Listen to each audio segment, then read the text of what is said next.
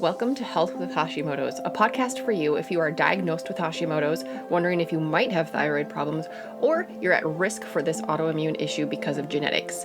Exhausted and overwhelmed, you long to feel like yourself again, but you don't know where to start. Welcome to the Exhausted Mom's Path to Whole Health. Hi, I'm Esther. I am a registered nurse, and after 17 years in emergency departments around the country, I grew fed up by the system that only looks at symptoms and slaps short-term band-aids on problems instead of helping people truly discover how to reclaim their health. I went back to school for holistic health, and I am here to help you discover your next step on your journey to whole health. Whole health is made up of body, mind, spirit, diet, and environment. Changes can be made in any of these areas to help you create better health. Each episode of this podcast will provide simple and true tips so that you could take action immediately. Let's dive into today's topic. Is there a link between depression and Hashimoto's? Is there a link between depression and hypothyroid? All of the evidence that you hear appears to indicate, yes, there definitely is. In fact, a lot of people point to depression or anxiety or both as one of their first reasons for seeking medical care to figure out what is going on with me. So we know anecdotally that there is definitely a link between depression or mental health and Hashimoto's. In the research, it's a little bit more sticky. A big actually several different meta-analyses have looked at many different studies, and they say there is a slight correlation, but there's not a causation. But it doesn't really matter what the research says. What matters is how you feel and what you can do about it. So if you are listening to this episode and you feel depressed, I want you to get help. I want you to seek out help and do all that you can, because depression really sucks, and I'm really sorry if you're battling it. There's a lot of different things that you can do, but sometimes we just feel stuck. In this episode, I'm going to talk about 3 things specifically that you can do, but of course, always have a chat with your healthcare provider and see if there's something else that you can do. If you need to be on some medications, or talk to your counselor. If you don't have a therapist, it might be time to make an appointment. We know that many of the same root causes, triggers, and strategies that can help your thyroid, can help your immune system, can help your Hashimoto's, these same root causes, triggers, and strategies can also help with depression. So a couple of my podcast episodes that you might want to go back and listen to would be episode number 7. It's all about stress, your thyroid, and Hashimoto's.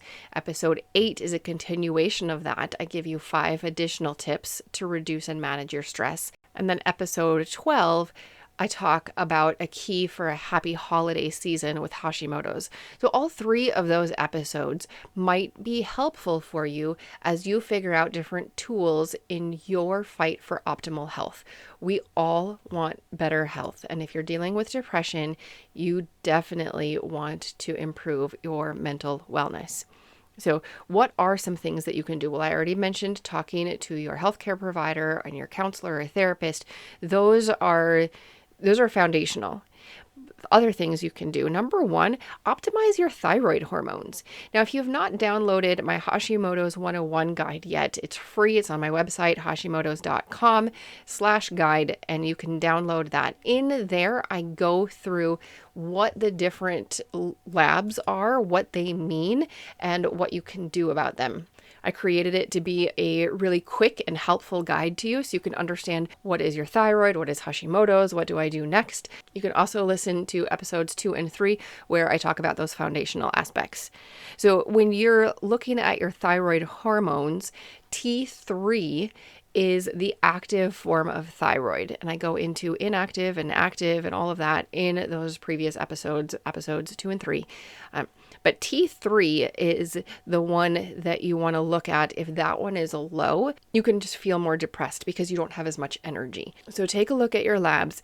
If your T3 is low, then you need to work on your thyroid hormones. It might not be as easy as just taking a medication, or it might be as easy as taking a medication. Some women, when they get on thyroid medications, they feel like themselves again. They feel like they have energy. They feel happy again. It's like a switch, and they're so grateful to be on thyroid medications. For others, it doesn't work that way. You have to figure out what works for you. And that is why I always come back to the concept of you are your own healthcare CEO. You're your own CEO. Your healthcare practitioner, your therapist, your coach, all of these people, they're in your corner, they're on your board of directors, but you have to look at the whole picture and you have to figure out what is working and what is not. Obviously, don't stop your medication without talking to your doctor.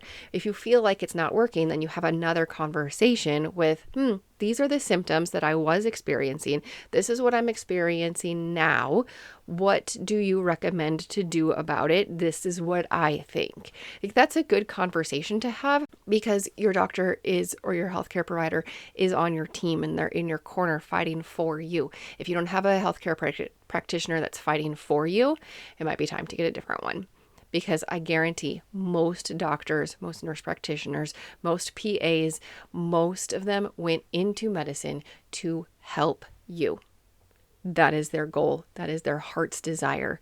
Some of them get jaded by the insurance industry. Some of them get jaded by the CYA medicine that we have now, the sick care instead of health care. But I guarantee that most of them went into medicine to help you. So if you don't feel like your practitioner is one of those, then get a different practitioner. Okay, so you want to optimize your thyroid hormones, especially T3. The second thing you can do is dietary changes. There is a huge link between your gut and your brain. You have 3 times more signals going from your gut to your brain than from your brain to everywhere else. You think about your whole body and you always think your brain controls it all, right? There's more signals going from your gut to your brain. It just blew my mind when I first read that. And it just points that we really need to take care of our guts. We really, really do. What we eat matters. So your gut-brain connection is super powerful.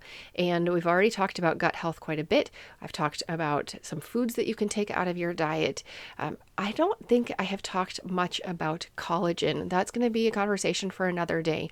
But if you are working on your gut health and you've already done prebiotics and probiotics, activating collagen would be another step. Not just any old collagen. You don't want a collagen that just dumps something into your body. You want something that has many different peptides, many different strains. The one that I love has 10 different strains, and that's more than any other that I've seen. But you also especially want a collagen that activates your own production of collagen, because that is where we excel when our body is doing what it's supposed to do. So your gut relies on a healthy collagen for a healthy gut. So that's another thing you can do if you're working on gut health. I will have a link down in the description if you want to order the one that I love. So another thing with your dietary changes is food sensitivities. Food sensitivities can lead to symptoms of depression. I have shared in other episodes that when I eat gluten, it's almost instantaneous. I have this horrible depression. For me, gluten is an instant depressant. And it's not very fun at all. But just think of that. Before I went on my elimination diet, before I realized that gluten was a problem for me, was I feeling that every day? Well, I don't know, because it was my normal. I don't think I was, but I don't remember. And this is why when I have a consult with anybody, when you sign up for a Hashimoto's health session, the first thing I have you do, even before we come together on our Zoom meeting, is I have you fill out a wheel of health assessment. And so we look, how round is your wheel, or is it really flat? Because then we'll come back to it. I've had clients who come to me initially and they say, like, one of them, I remember, she was tied to the bathroom. She could not leave her house. She had to time it because most of her day was spent in and around the bathroom. 2 or 3 months later, when we talked, I reminded her of that. And she's like, oh my goodness, I totally forgot that that was how I was living. That's so crazy. How could I forget that? And it's true. We forget so easily what our normal is because it changes gradually and we feel so much better. So we're like, this is how I've always been. But it's not true. So take an assessment and write down, how do you feel? And then monitor changes. So food sensitivities can lead to symptoms of depression. If you feel like this might be an issue for you, go on an elimination diet. Especially when you're looking at depression, you do want to take out inflammatory foods. You want to take out gluten and sugar, the things we've already talked about, but also you want to take out neurotoxins, which can include a lot of artificial food colorings. Now, Europe and other countries have banned a lot of the things that the United States still embraces. So read your labels. If you're eating processed foods, make sure that you're not eating ones that have artificial food colorings. That's another thing to include in your elimination diet, because food sensitivities, the foods that you eat, the dyes, the chemicals that you are exposed to through your diet can lead to symptoms of depression.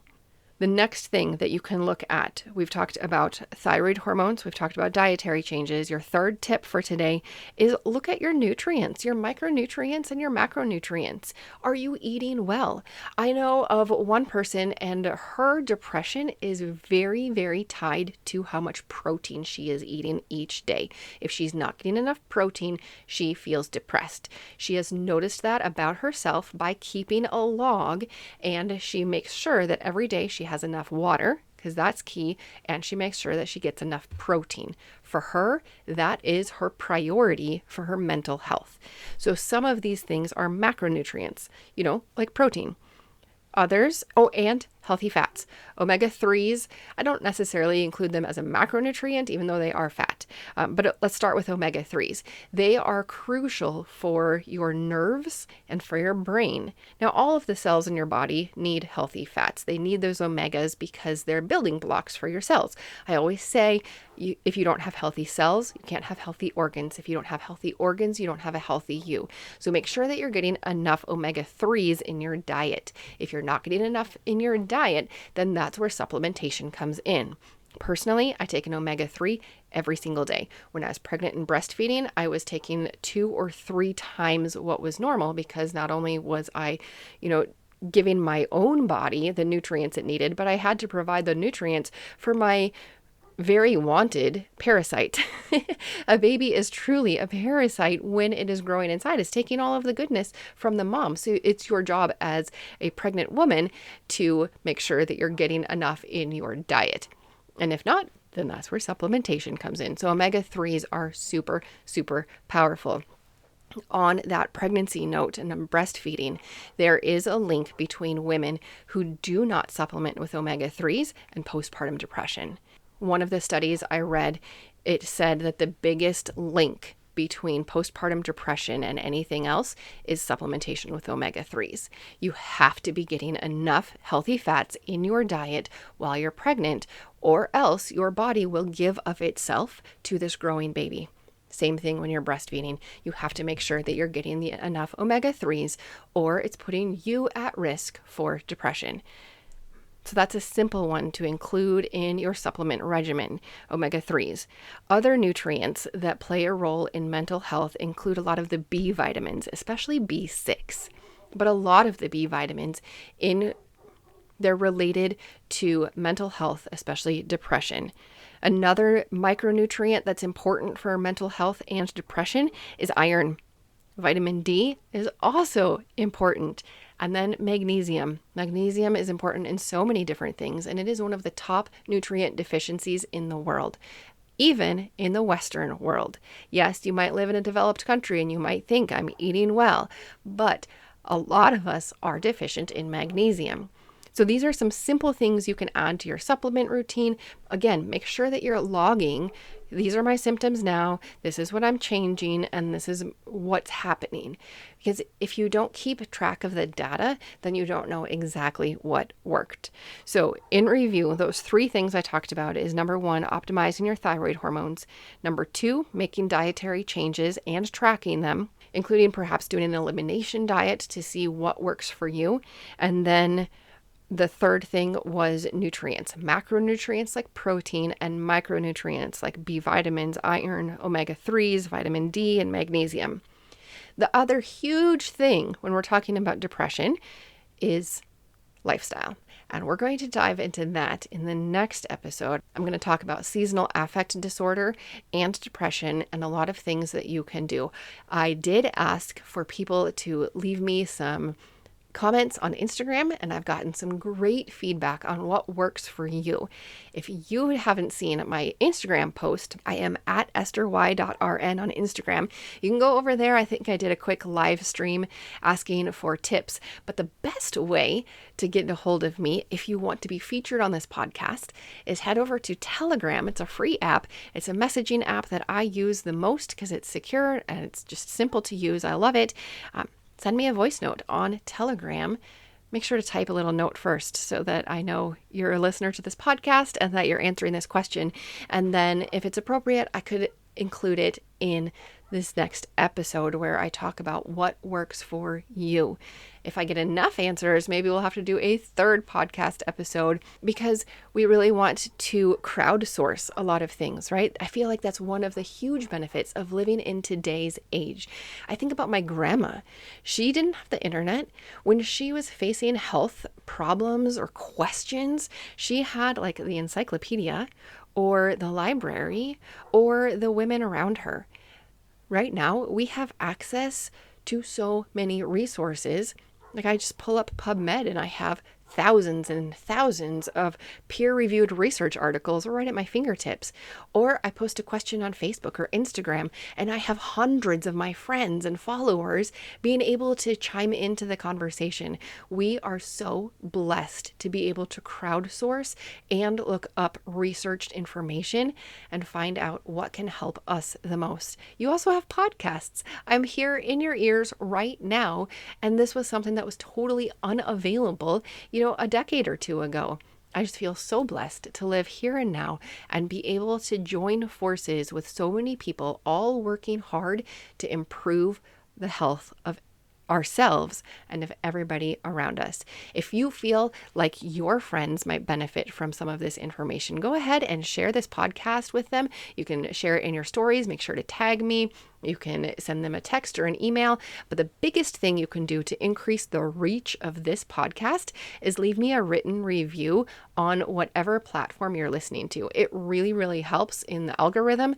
It helps the different podcasting platforms to know this is good information. Let's push it out to more people. I thank you in advance for each 5-star review and every single written review. You really bless me every single time you do it. Thank you so much. I will see you next week. This podcast is for informational and educational purposes only. Please be sure to discuss any concerns and plans with your trusted healthcare professional.